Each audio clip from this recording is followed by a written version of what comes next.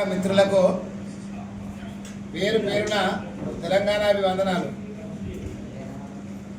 ఈరోజు పత్రికా సమావేశంలో నాతో పాటు గౌరవ కార్పొరేటర్ శ్రీనివాస్ గారు, జంబు గారు, మాజీ కార్పొరేటర్ ఉమాపతి గారు, మహేష్ గారు, దండబైన రాము గారు, అలాగనే కెంసారం తిరుపతి గారు, నందు గారు.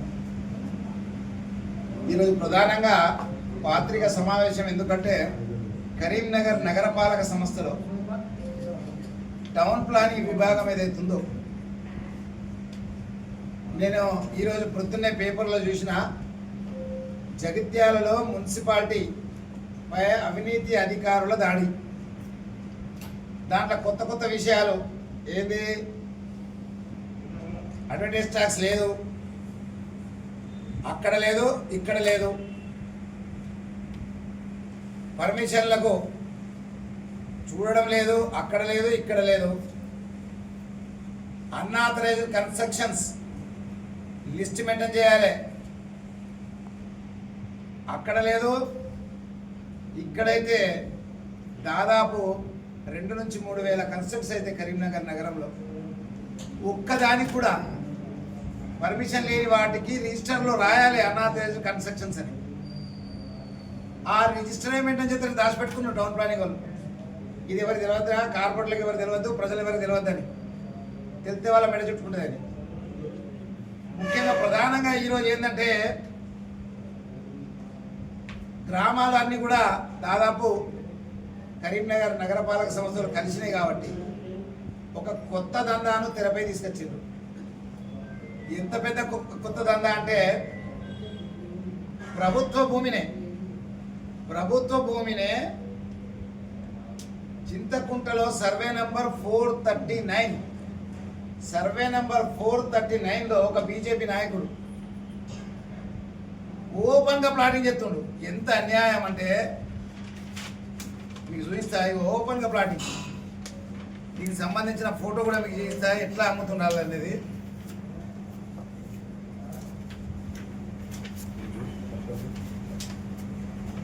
ఇదేమో ప్లాన్ గీసి మంచి కన్స్ట్రక్షన్ పేరు పెట్టి 2 ఎకరాల నర భూమికి ప్లాటింగ్ చేసి రిజిస్టర్ చేసినాక వెంటనే ఇంకా రూమ్లు ఎత్తుండ్రు. ఒక్కొక్క రూమ్కు ₹1,00,000. ఇల్లీగల్ లేఅవుట్, గవర్నమెంట్ ల్యాండ్లో. అలాగనే ఈ రకంగా ఇండ్లకు షెడ్ వేయాలి, నంబర్ వేయాలి, రిజిస్టర్ చేయాలి, పర్మిషన్ తీసుకోవాలి. ఇదంతా బాధ్యత కూడా టౌన్ ప్లానింగ్దే.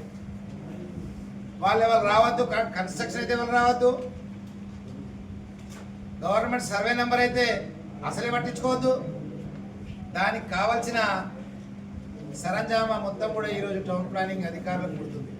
నేను మొన్ననే చెప్పిన బడ్జెట్ మీటింగ్లో, ఒక టౌన్ ప్లానింగ్ అధికారుల ఆదాయం మొత్తం మందిది కలిపితే కరీంనగర్ నగరపాలక సంస్థ బడ్జెట్ అంత సంపాదిస్తుంది. మొన్ననే చెప్పిన నేను. ఇక ఇంకో కొత్త తరం మొదలుపెట్టారు. ఇట్లయితే దొరకబడుతున్నారు అనుకున్నాడు, ఇక కొత్త స్టార్ట్ చేసినారు. ఇదొకటి. ఇదేంది, ఇది ఏం చెప్తారంటే ముందు సాఫ్ చేస్తారు, సాఫ్ చేసినాక ఫెన్సింగ్ పెడతారు, ఎవరు రాలేదు, ఇక మెల్లగా ప్లాట్లు చేసి కాంపౌండ్ వాళ్ళు కడతారు. మరి ఎకరాల కొద్ది భూములను ఇల్లీగల్ లేఅవుట్లు చేస్తుంటే నగరపాలక సంస్థ అధికారులు ఏం చేస్తుంటారు? ఒక ఎకరానికి 10% ఆఫ్ ల్యాండ్ రావాలి. 10% ల్యాండ్ ఆఫ్ అంటే కనీసం 10 గుంటలు, అంటే 40 గుంటలలో ఒక 5 గుంటలను మనకు రావాలి. దాంట్లో ఫర్ ఓపెన్ స్పేస్ కనో, పార్క్ కనో, మిగతా కార్యక్రమాల కోసం చేసుకునేందుకు పెట్టాలి. కానీ ఈ ల్యాండ్కి సంబంధించిన ప్రతి నయా పైసా కూడా ఈరోజు టౌన్ ప్లానింగ్ అధికారులు తీసుకుంటున్నారు. కోట్ల రూపాయలు. ఇది ₹1, ₹2 కుంభకోణం కాదు. ఇది మీరు అలుగునూరులో చూడండి, ఈడికే దాకా అన్ని ప్లానింగ్ చేసి ఉన్నాయి. ఈడికెళ్ళి ఆడదాకా వాల్స్ పెట్టేసారు. ఏంటంటే అయిపోయాయి. దానికి ప్రధాన కారణం ఏంటంటే అగ్రికల్చర్ ల్యాండ్లన్నీ కూడా మున్సిపాలిటీ కలిసినాయి. వితౌట్ చేంజ్ ల్యాండ్ యూజ్ అంటే అగ్రికల్చరల్ రెసిడెన్షియల్ మార్చుకోవచ్చు, లేదా కమర్షియల్ మార్చుకోవచ్చు. ఇవేం అవసరం లేదు. నువ్వు కాంపౌండ్ వాళ్ళు కట్టుకో, నీ కాంపౌండ్ వాళ్ళు చూద్దాం, పర్మిషన్ ఇస్తాం. ఎన్ని ఇప్పటిదాకా ల్యాండ్ యూజ్ అప్లికేషన్స్ మీ దగ్గరకు వచ్చినాయి? ఒక్కటన్నా స్పెషల్ ఆఫీసర్ పీరియడ్ కాల్చని మొదలు పెడితే ఇప్పటిదాకా మీరు ఇచ్చిన పర్మిషన్లలో ల్యాండ్ యూజ్ చేంజ్ ఎన్ని ఇచ్చిండ్రు? అసలే లేదు.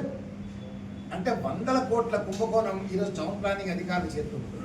అదే పేదోడు కనుక ఇందిరమ్మ ఇల్లు కట్టుకుంటేనే ఇక లగాయించిన ఎవరు లేనట్టు 20 మంది ఓడు ఆ ఫోటోలు దిగుడు, పేపర్కి ఇచ్చుడు, ఇల్లు కూడా కొట్టమని. అరే పెద్ద పెద్ద బంగళాలు అవుతున్నాయి అపార్ట్మెంట్లలో. మీకు ఇంకొక విషయం మీ ద్వారా తెలియజేస్తున్నా ఏంటంటే, అపార్ట్మెంట్లలో యూసీ సర్టిఫికేట్కు కనీసం 13 లక్షల రూపాయలు, 10 నుంచి 13, 18 లక్షల రూపాయలు తీసుకుంటారు ఒక యూసీ. నేను కలెక్టర్ గారిని అడుగుతున్నా, కమిషనర్ గారిని అడుగుతున్నాను ఈరోజు, ఒక్క యూసీకి మీ వాళ్ళు ఇన్ని పైసలు తీసుకుంటుండ్రు, ప్రతి నయా పైసా 2 సార్లు రిజెక్ట్ అయినా కూడా 3వ దఫా పాస్ అవుతుంది. ఎట్లయితుంది? ఇదొక నాకు వింత ఇది. అంటే డబ్బులు ఇస్తే పాస్, లేకపోతే రిజెక్ట్. అంటే ప్రతి అపార్ట్మెంట్లో డీవియేషన్ ఉంది. మీరు యూసీ ఇచ్చేటప్పుడు 10% ఆఫ్ డీవియేషన్ ఉంటేనే జుర్మాన్ వేసి వాళ్ళకి యూసీ ఇవ్వాలి. కానీ ఎక్కడ కూడా 10% వేసుడు లేదు. యూసీ సర్టిఫికేట్ ఇచ్చేయాలి, పైసలు తీసుకోవాలి, ఆ 10% మనకు కట్టుడు లేదు. ఇప్పటి వరకు ఎన్ని కట్టిర్రు వాళ్ళు? ఆ లెక్కలు లేవు. ఆదాయానికి గండి కొట్టడానికి ప్రధానంగా టౌన్ ప్లానింగ్ సెక్షన్ ఇక్కడ తయారై ఉంది. బండి సంజయ్ గారు ఒక రివ్యూ మీటింగ్ పెట్టిండ్రు. ఏం రివ్యూ మీటింగ్ పెట్టినంటే only DCP, ACP, town planning వాళ్ళ ఆఫీస్లో. దాంట్లో కమిషనర్ లేడు. ఒక కేంద్ర మంత్రి టౌన్ ప్లానింగ్ తోటి రివ్యూ మీటింగ్ పెట్టేటప్పుడు కమిషనర్ లేకపోవడం అనేది ఎంత అన్యాయం. ఆ ఓన్లీ టౌన్ ప్లానింగ్ సెక్షన్ అంటే ఆ టౌన్ ప్లానింగ్ సెక్షన్ అంతా అవినీతి పరం తెలిసేనా? మీరే స్వయంగా అంటే అవినీతికి నాకు సంబంధం లేదు, అవినీతి పనులు ఎవరిని ఉంచొద్దు అని. మరి ఎందుకు ఉంచుకుంటారు వాళ్ళు? మీరే చెప్పిన అందరి ముంగట టౌన్ ప్లానింగ్ వాళ్ళు పైసలు వసూలు చేయొద్దని. ఒక్కసారి చూడండి, కమిషనర్ గారికి ఒక్కసారి పిలిచానని చెప్పిండ్రా? ఓన్లీ డీసీపీని పిలుచుకున్నారు. అసలు ఏం మాట్లాడుకున్నారు? మీరు రివ్యూ ఏదో మాకు తెలియదు, పేపర్ చూస్తే తెలిసింది, ఒక ఫోటో వచ్చింది. బండి సంజయ్ గారు రివ్యూ మీటింగ్ తీసుకున్నారు. ఆ రివ్యూ మీటింగ్లో టౌన్ ప్లానింగ్ అధికారులు కొప్పడ్డారు. ఎందుకు కొప్పడ్డారు? నేను బేరసారాలా? కోట్ల రూపాయలు మన డెవలప్మెంట్కు రావాల్సిన నిధులను వాళ్ళు దోచుకొని పోతుంటే వాళ్ళని ఇంకా ఉంచుడా? వెంటనే కలెక్టర్ గారికి సెక్షన్స్ 26 ప్రకారం మీకు అన్ని పవర్స్ ఉన్నాయి. మున్సిపాలిటీ యాక్ట్లో 26 సెక్షన్ ప్రకారం ప్రతిదీ మీకు పవర్ ఉంది. మీరు వెంటనే వీళ్ళపై చర్యలు తీసుకోవాలని మేము డిమాండ్ చేస్తున్నాం. అన్ని ఆధారాలతో ఇచ్చిన మేము తప్పనిసరిగా మీరు యాక్షన్ తీసుకోవాలి. ఇక ఇల్లీగల్ అక్రమ లేఅవుట్లలో వాళ్ళ దందా ఎంతో ఒకసారి చూసుకొని గవర్నమెంట్ ల్యాండ్లలో కూడా అఫీషియల్గా లేఅవుట్ చేస్తున్నారు.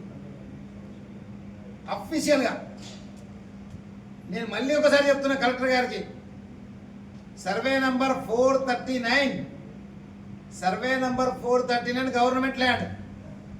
గవర్నమెంట్ ల్యాండ్లో అఫీషియల్గా ఇవ్వండి. ఇది 439 సర్వే నంబర్.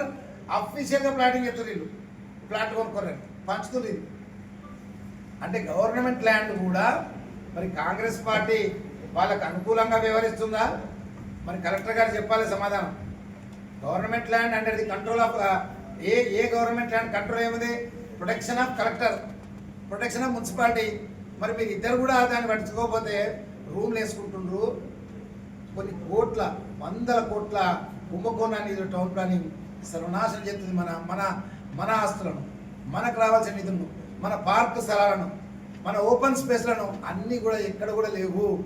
మొన్న గ్రామ పంచాయతీకి వచ్చిన లిస్ట్ ఏదైతే ఉందో దాంట్లో కూడా ఎన్ని ఓపెన్ స్పేస్ ఉన్నాయి ఇప్పటిదాకా చెప్పలే. కేవలం వాళ్ళకి కావాల్సింది పైసలు ఇయ్యడానికి ఇందిరామైల దగ్గర పోవాలి, కూలగొట్టాలి. గరిబోడు కదా, ఎటు ఓడాడిగా మంచి దండం పెట్టుకున్నాడు, కాలు మొక్కుతాడు అంటే ఒక పేపర్లో వార్త వేయాలి. టౌన్ ప్లానింగ్ అవే ఆఫీసర్లు ధూమ్ ధామ్ చేస్తుండ్రు. మరి ఇప్పటిదాకా ఏ బంగ్లా కూలగొట్టిరు, ఏ బంగ్లా కూలగొట్టిరు కూడా చెప్పాలి. 2 విషయాలు అడుగుతున్నాను ఈరోజు కలెక్టర్ గారి ద్వారా. కలెక్టర్ గారి రిక్వెస్ట్ మీతో, మీరు కొత్తగా వచ్చిండ్రు, ఈ అవినీతి అధికారులను కనుక ఇక్కడనే ఉంచితే, వాళ్ళపై చర్యలు తీసుకోకపోతే ఈ పాలక వర్గానికి, ఇటు ప్రభుత్వానికి, ఇటు కలెక్టర్గా కమిషనర్గా మీ అందరికీ చెడ్డ పేరుతుంది. నేను అడుగుతున్న ఒక్క పర్మిషన్ అన్నా ఏంది రిటర్న్ చేయకుండా, షార్ట్ ఫాల్ లేకుండా ఇచ్చిన చరిత్ర లేదు. వీళ్ళది షార్ట్ ఫాల్ పెడతారు, వెంటనే ఏం చెప్తారంటే లైసెన్స్ సర్వేలు వచ్చేస్తాడు. సార్ అయ్యో మీరు షార్ట్ ఫాల్ పెట్టారు సార్, ఎంత సార్ అంటే మరి ఏంద్రభాయ్ ఏమన్నా ఉందా లేదా, ఏమన్నా ఉందా లేదా, ఇట్లా మార్చి పెట్టు చేసేస్తా అంటారు. బస్ అయిపోయి కదా. పాపం కమిషన్కి ఇవన్నీ తెలియదు, వాళ్ళిద్దరు పాస్ చేసారు కదా అని ఈయన పాస్ చేస్తుండు. సో నా రిక్వెస్ట్ కలెక్టర్ గారికి, వీళ్ళ భరతం పట్టండి, మంచి పేరు వస్తుంది. అవినీతి పనులు వాళ్ళు వచ్చుడే రాగానే గోనె సంచులు పట్టుకొచ్చుకున్నారే. కరీంనగర్కు ట్రాన్స్ఫర్ అయ్యి వచ్చిందంటేనే ప్రధానంగా వాడు తీసుకొచ్చుకునేది గోనె సంచులు. గోంగ చాలా కష్టమవుతుంది కదా, గోంగ కష్టమవుతుంది కాచి గోనె సంచులలో డబ్బులు నింపుకునేందుకే, వేరేది కానే కాదు. అధికారులు దయచేసి పట్టించుకోండి. కొత్త పాలకవర్గం వచ్చింది కాబట్టి వాళ్ళకి ఏం తెలియదని, కొత్తగా పాలకవర్గానికి ఏం నాలెడ్జ్ లేదని అని ఈరోజు టౌన్ ప్లానింగ్ వాళ్ళు పూర్తి స్థాయిలో దోచుకుంటున్నారు. కార్పొరేటర్ పోతే, ఎవరైనా గౌరవ కార్పొరేటర్ కనుక పోతే అని ముఖమే చూడరు మీదికి, ఎందుకు వచ్చిండు అని.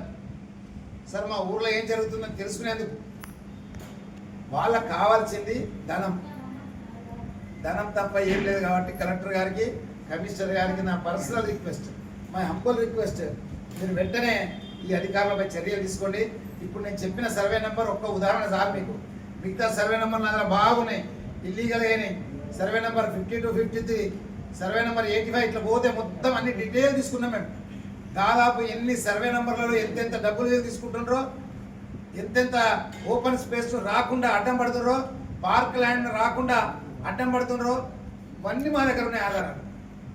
కలెక్టర్ గారికి ఒకటి చెప్తున్నా, 430 సర్వే నెంబర్ మీ లిస్ట్లో ఇది గవర్నమెంట్ ల్యాండ్ అని ఉందా లేదా? ఉంటే మరి ఎట్లిద్దరు నెంబర్, ఎట్లిద్దరు పర్మిషన్, ఎట్లా వాడు ఇల్లీగల్ కన్స్ట్రక్షన్ చెప్తుండు, అనాథరిక కన్స్ట్రక్షన్ లేదు. దయచేసి ఆలోచించండి. ఇవి జరుగుతున్నాయి ఇక్కడ. గవర్నమెంట్ ల్యాండ్ కూడా దర్జాగా దండం పెడతా కలెక్టర్ గారు, గవర్నమెంట్ ల్యాండ్ కూడా దర్జాగా ఓపెన్గా ప్లానింగ్ చేస్తాడు. ప్రైవేట్ వాడు చేసుకున్న భయం కొద్ది ఏదో పెట్టుకుంటాడు కావచ్చు, కానీ గవర్నమెంట్ ల్యాండే ప్లానింగ్. సో చర్యలు తీసుకోవాలని డిమాండ్ చేస్తున్నాం. బీఆర్ఎస్ పార్టీ తరఫున ఒక్క ఇంచు కూడా నగరపాలక సంబంధించిన ల్యాండ్ పోతే ఊరుకోం. బహిరంగంగా ఎన్ని పార్కులు ఉన్నాయి, ఇప్పటిదాకా గ్రామ పంచాయతీకి ఎన్ని పార్కులు మనకు వచ్చినాయి, ముందుగా నోటీస్ బోర్డు మీద పెట్టవలసిన బాధ్యత ఉంది. కాబట్టి మేము డిమాండ్ చేస్తున్నాం, ఇవి పనులు చేయండి. వెంటనే అధికారులపై చర్యలు తీసుకోండి. ఎవరెవరైతే అధికారులు ఆ ఏరియాలో ఉన్నారో వాళ్ళపై మొదటగా చర్య తీసుకోండి. గవర్నమెంట్ ల్యాండ్ ఎట్లా కట్టనిచ్చిందని చింతకుంట అనే పేరుతో సహా చెప్తున్నా. చింతకుంటనే కదా, చింతకుంటలో 439 సర్వే నెంబర్ ఒక్క ఎగ్జాంపుల్ చెప్తున్నా. మిగతా మళ్ళీ ఇస్తా మీకు రాతపూర్వకంగా ఇస్తా కలెక్టర్ గారు. ఇక నేనైతే చెప్తున్నా, ఇక మీ ఇష్టం కలెక్టర్ గారు. ఈ రకంగా లేకపోతే మేము కోర్టును ఆశ్రయించవలసి వస్తుంది. గవర్నమెంట్ ల్యాండ్లో వాటి మీద పూర్తి ఆధారాలు ఉన్నాయి. దయచేసి చర్యలు తీసుకోవాలని మేము డిమాండ్ చేస్తున్నాం. ఈ అధికారులపై చర్యలు తీసుకోవాలని మేము డిమాండ్ చేస్తున్నాం.